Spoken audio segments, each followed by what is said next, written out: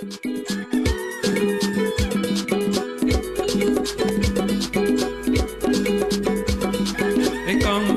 esango, vo ekambolo, esango, ayon ekambolo, esango, esango bibeletina, yeah.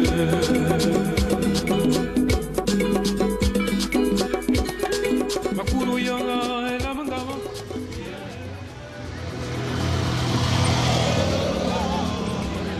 Azem, petit village du sud Cameroun. C'est ici qu'est né Albert Thierry Nkiliabou, un 31 janvier 1959. Bien plus qu'un simple habitant, cet homme est devenu au fil des années un pilier de la littérature camerounaise. En cette année de son jubilé d'or, 50 ans de passion pour les lettres, Azem et le Cameroun lui rendent hommage. Quand on pose un acte qui élève la communauté, vous êtes célébré. Aujourd'hui, nous sommes en train de célébrer quelqu'un qui a posé des actes notoires, des actes de pesance. Il est digne d'être célébré. Alors, nous sommes là pour confirmer que le danseur s'interrompt de temps en temps pour évaluer l'intensité des applaudissements. Si ceux-ci sont nourris, c'est qu'il danse bien et qu'il peut continuer. Si en revanche ceux-ci baissent, s'estompent et s'amenuisent, c'est qu'il danse mal, alors il doit arrêter et changer de pas de danse. Celui que nous sommes venus célébrer aujourd'hui danse encore très bien. Le jubilé d'or, c'est un temps d'arrêt, un moment de réflexion avec mes confrères, avec mes lecteurs, avec mes admirateurs, avec mes fans, avec le peuple camerounais, puisque dans mes œuvres, on retrouve l'identité de toutes les régions du Cameroun. Depuis 1974, année où il découvre sa vocation pour les lettres, Albert Thierry Nkiliabou se distingue par son style et son engagement littéraire. Contrôleur assermenté de profession, il a servi pendant 35 ans à la CNPS. Parallèlement à sa carrière, il cultive avec rigueur et constance son amour pour l'écriture. J'ai écrit pendant 50 ans. Ce n'est pas que mes livres ont 50 ans, mais j'ai écrit pendant 50 ans. J'ai rencontré beaucoup d'aînés. Je citerai Pabé Mongor, Séverin Cécile Abega, Guillaume Oyonumbia, Monga Betty et bien d'autres. Parce que je les avais beaucoup lus et parce que je cherchais comment aussi je pouvais m'identifier, j'ai pris chez tout cela et puis je me suis donné ma propre identité. Auteur prolifique, ce patriarche de la littérature compte à son actif plus de 30 ouvrages. Parmi ses œuvres les plus marquantes figurent L'amour qui tue, Pour un bout de pain chargé, 1000 poignées de terre et Les folies d'un homme qui se cherche, entre autres. Son roman Carton rouge, le tout premier, publié chez l'Harmattan en 1995, reste une référence incontournable. Ce livre, dont un extrait a été retenu pour l'épreuve de langue française au baccalauréat 2023, est une source de fierté pour l'écrivain et témoin de son impact. Je suis géniteur d'une trentaine d'ouvrages.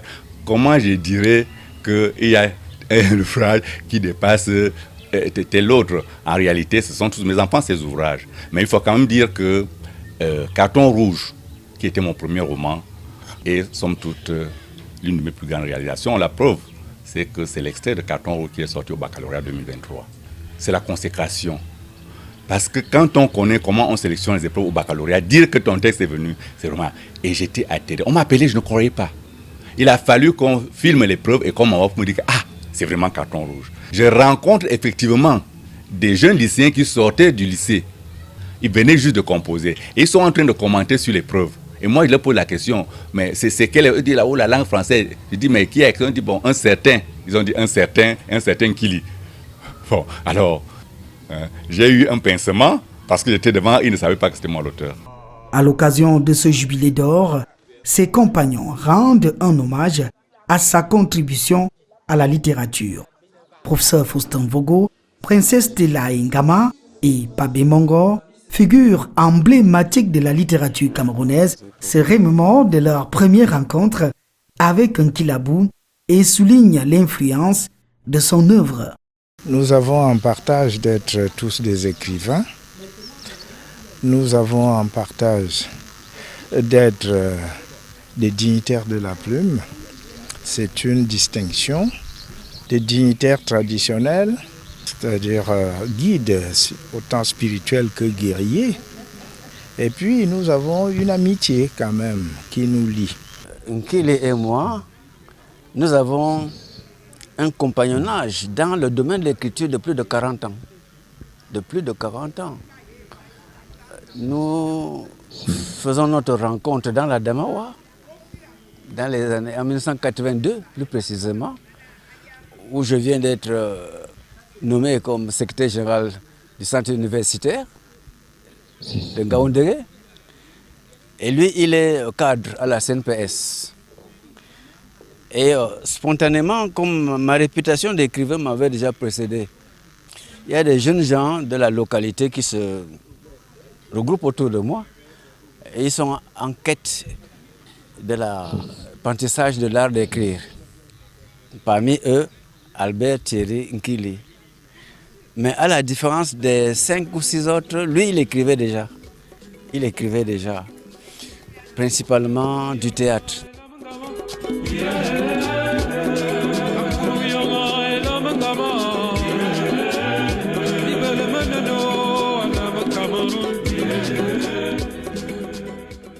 En dehors du fait que les écrits de Nkili Abou viennent aux examens officiels, vraiment c'est un écrivain considérable.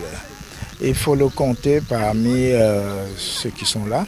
Et vous savez que nos écrits sont porteurs, pas seulement de l'imaginaire du Camerounais, mais des réalités du Cameroun. Et donc il a comme ça une bonne part de l'histoire du Cameroun qui se déroule en anecdote dans tout ce qu'il a écrit. Il partage avec tous les écrivains du Sud les mêmes qualités. Il y a une espèce de littérature, peut-être que les gens n'observent pas. Les écrivains du Sud, Ferdinand Oyonombia, n'est-ce pas, etc., puisent dans leur culture une espèce d'attitude littéraire que vous ne retrouvez pas dans le reste, n'est-ce pas, des régions camerounaises. Il y a un humour du Sud. Guillaume Oyonombia, qui a écrit beaucoup, n'est-ce pas, dans le théâtre. Et chez eux, les personnages sont toujours mis dans des situations où vous avez l'impression, on ne sait pas trop s'ils se lamentent réellement ou alors s'ils se moquent d'eux-mêmes. Ils ont une moquerie vraiment typique, n'est-ce pas, à cette région qu'on retrouve dans le Nkili a ça, j'allais dire au centuple. Moi, je suis disciple de la Nolika. D'ailleurs, Carton Rouge est le premier ouvrage sorti de la Nolika, n'est-ce pas, la nouvelle littérature camerounaise, qui est l'œuvre de Pabé Mongo la Nolika. Il n'y a pas de tabou. La preuve, j'écris sous mon nom, Albert Thierry Nkili Abou. Les scènes se déroulent dans nos villages, dans nos villes, dans nos campagnes. Les noms qu'on y trouve, ce sont les noms de tous les jours. On reconnaît des quartiers de nos villes, donc rien n'est tabou. Ceci fait en sorte que tous ceux qui me lisent se reconnaissent. Au-delà de ses écrits, Nkili Abou est un passionné des arts. En tant que metteur en scène, il a réalisé un téléfilm et s'illustre également comme un artiste, interprète. Dans son village, Azem, l'homme de culture a fondé un centre culturel, Evinaminko, en hommage au grand résistant Boulou du clan Essakoy. Ce centre doté d'une bibliothèque de plus de 15 000 ouvrages est un héritage culturel et un lieu de découverte pour des générations futures. Nous sommes dans une bibliothèque et je dirais que c'est toute ma richesse que je lègue à la jeunesse. Et je suis content d'autant plus qu'il y a certains jeunes qui ont commencé à étudier mes œuvres. Il y a eu des soutenances de mémoire à l'école normale supérieure. Il y a des recherches. Et vous allez voir, il y a un livre qui est là dehors. Comprendre les œuvres d'Albert Nkili Abou. C'est une somme de réflexions faites par des auteurs qui m'ont lu et des journalistes. Bon, donc, je pense que mon héritage, et ça je suis convaincu, va me survivre. Cet événement, étalé sur 3 jours, a attiré des passionnés de lettres venus de tout le Cameroun. Pour marquer ce jubilé d'or, une stèle a été dévoilée, symbole de ces 50 années d'écriture. La présence continue des autorités à chaque étape de cet hommage témoigne aussi de l'engagement de l'État à soutenir et à valoriser la culture camerounaise.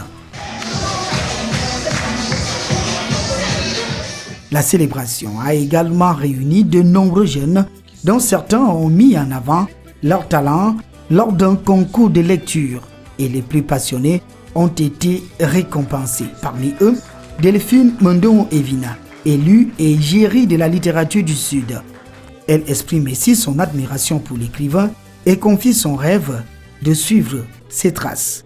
Ce qui m'amène ici, c'est de découvrir les chefs-d'œuvre de M. Albert Thierry Abou, lire un peu plus ses œuvres et me cultiver encore plus et devenir comme M. Albert Thierry Nkili. À travers ce jubilé d'or, Albert Thierry Nkili Abou montre sa volonté de transmettre son savoir-faire et son amour pour les lettres. Bien qu'à la retraite, le patriarche Ekan n'a pas l'intention de poser sa plume.